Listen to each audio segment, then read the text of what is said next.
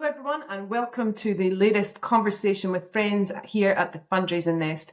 I don't think my guest today needs any introduction. He is the world-renowned Harvey McKinnon. Harvey, thank you for joining me today.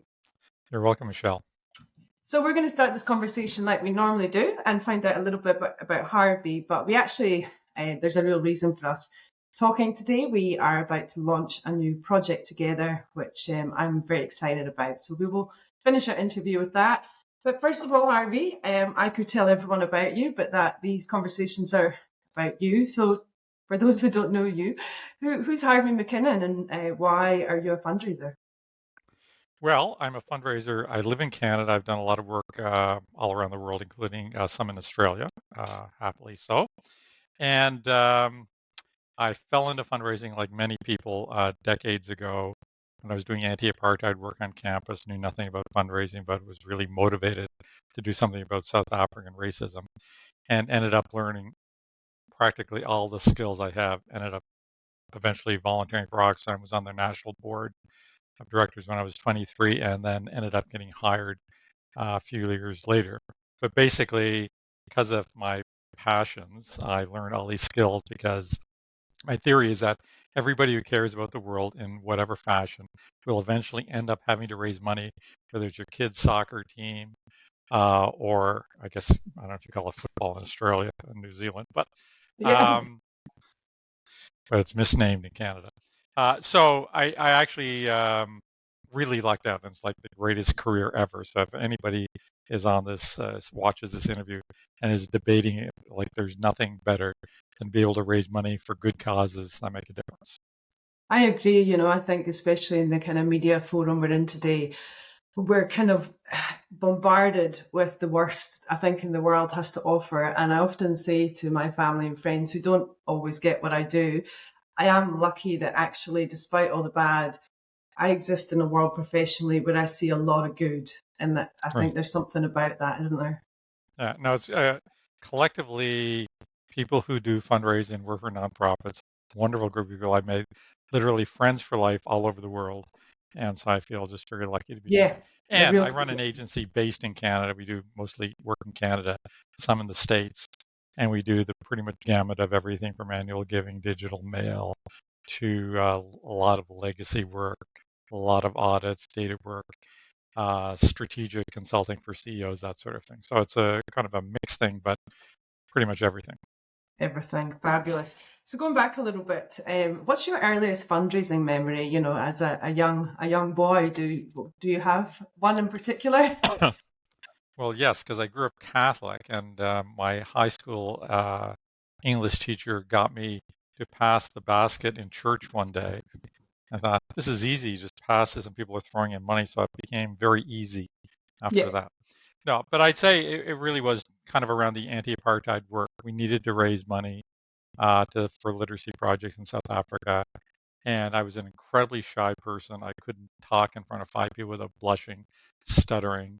Um, but I just got a microphone and talked into it like this, and asked people for money, and they gave money. So again, if you're passionate about something, there's incredible opportunities for you to grow and learn and make a contribution. Absolutely. That's one of the things I always talk about is you've got to love the cause that you're fundraising for.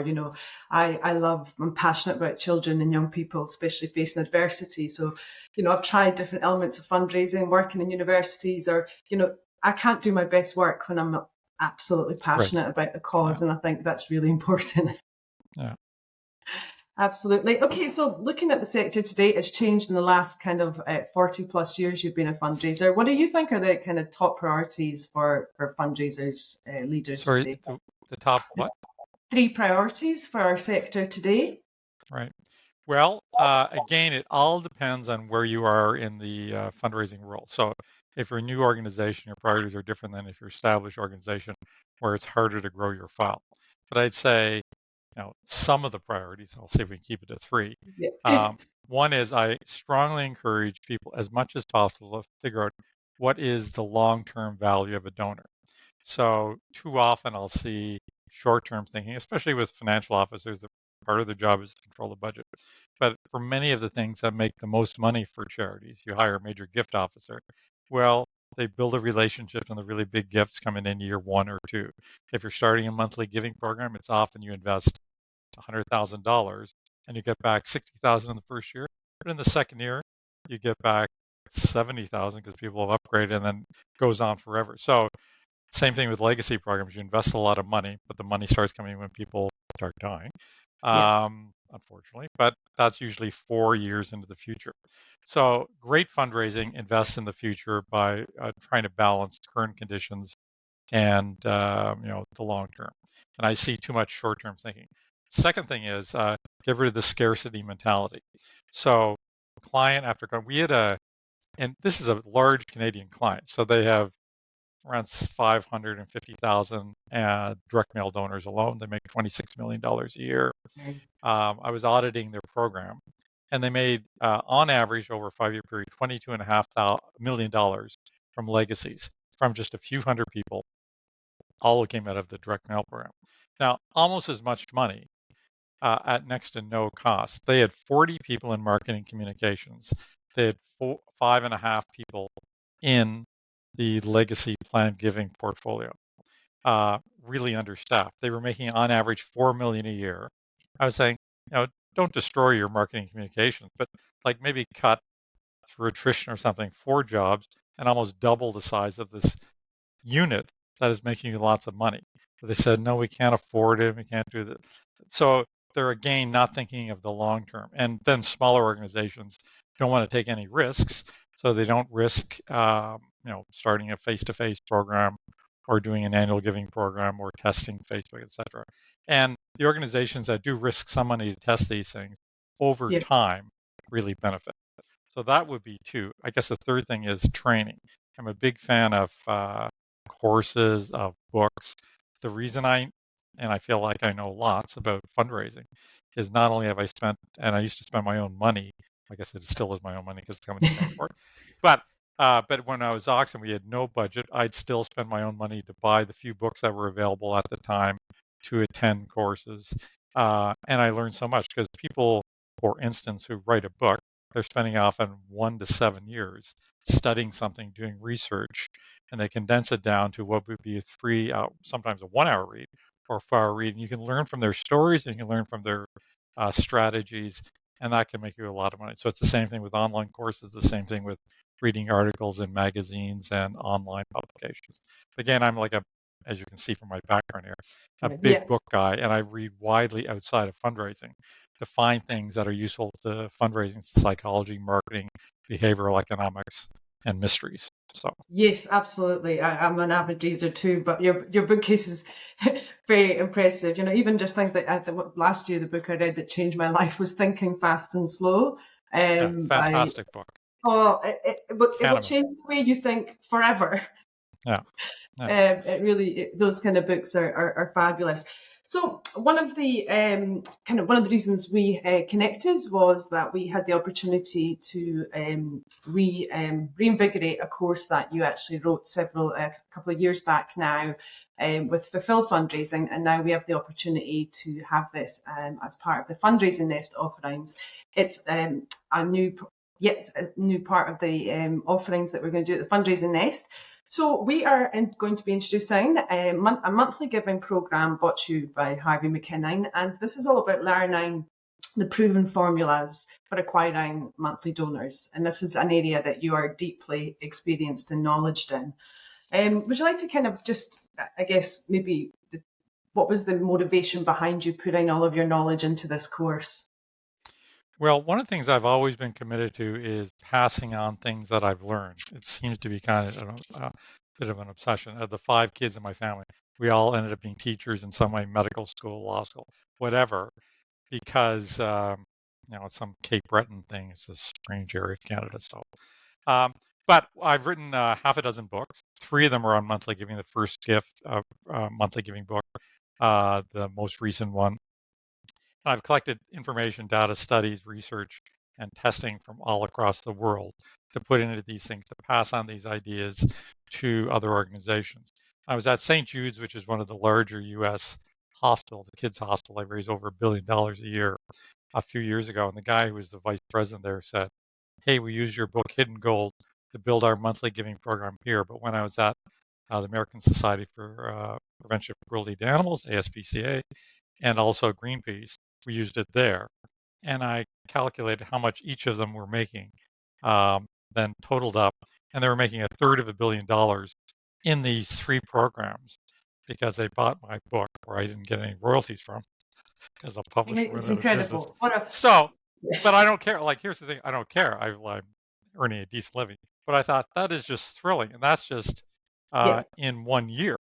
So I know the books have been used by groups all across the world.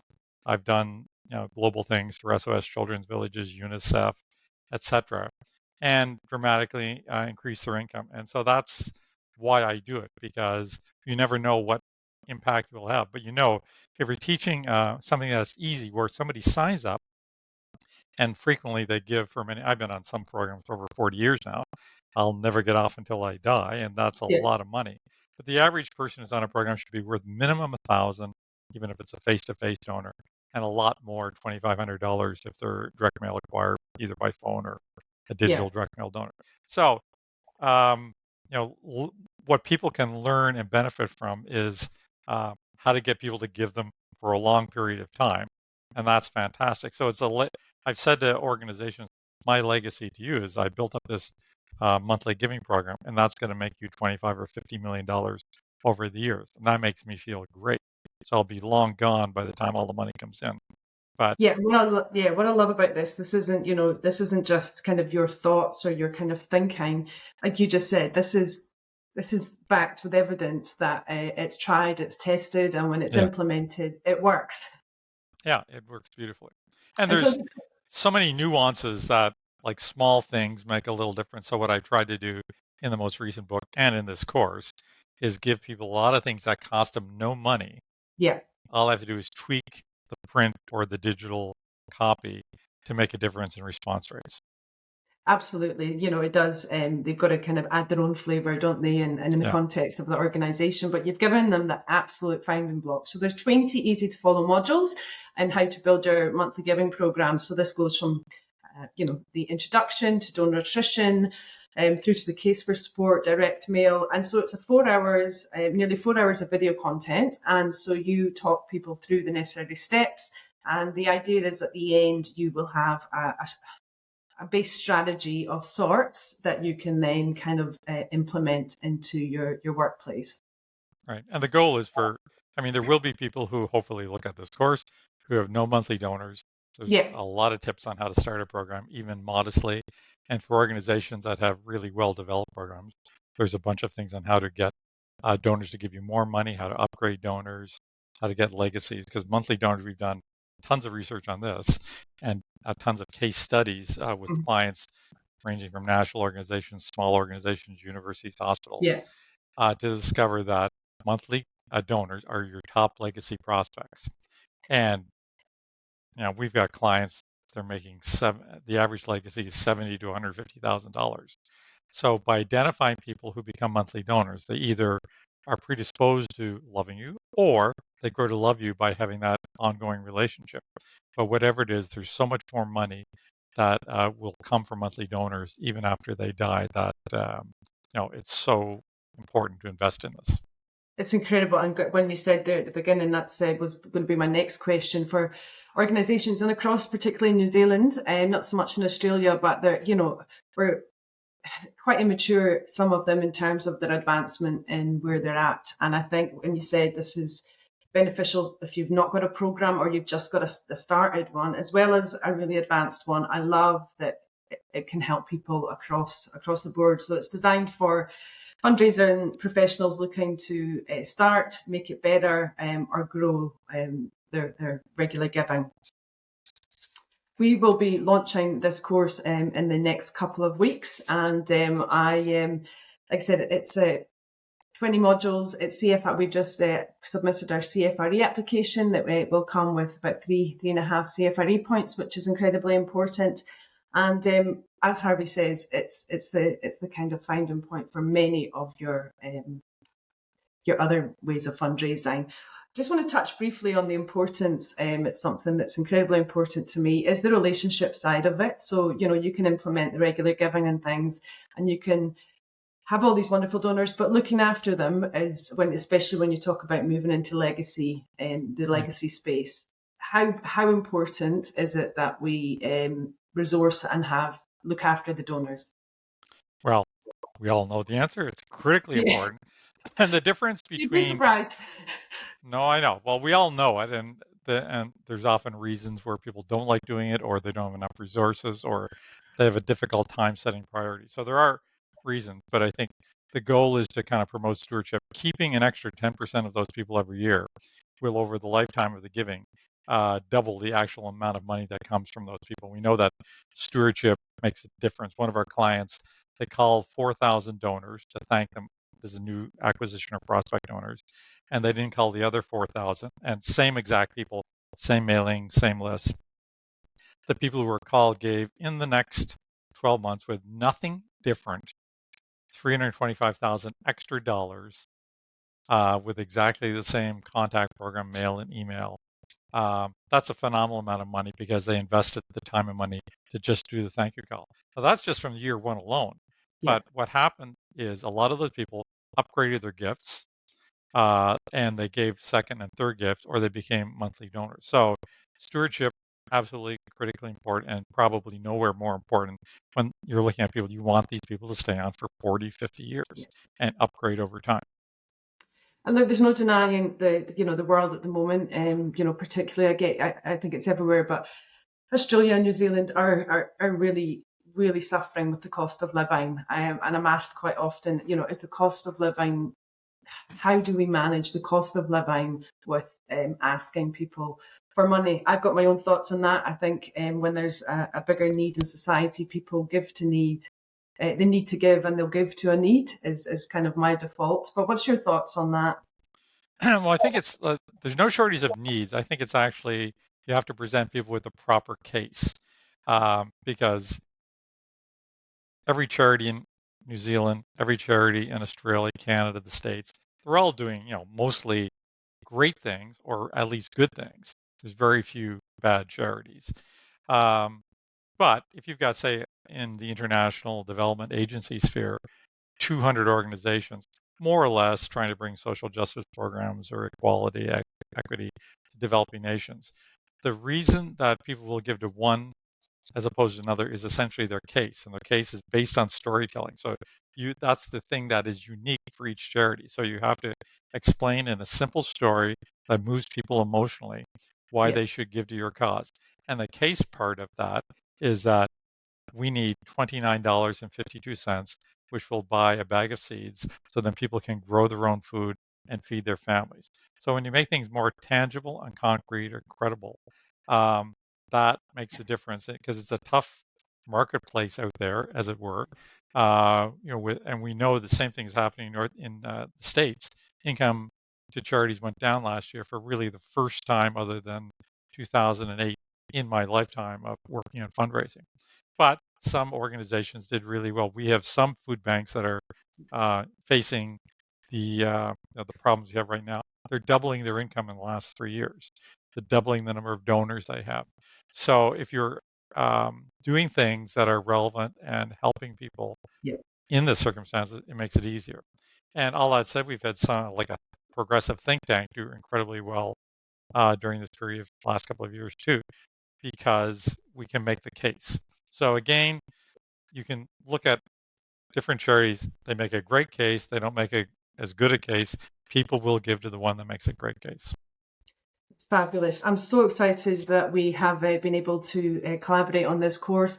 And as I said, not that we need to, but it comes with, a 30-day money back guarantee. That it really is an exciting course. And we are so looking forward to having that as part of the fundraising list. Harvey, before I go, just Harvey McKinnon outside of work. Tell us, where can we find Harvey on the weekend?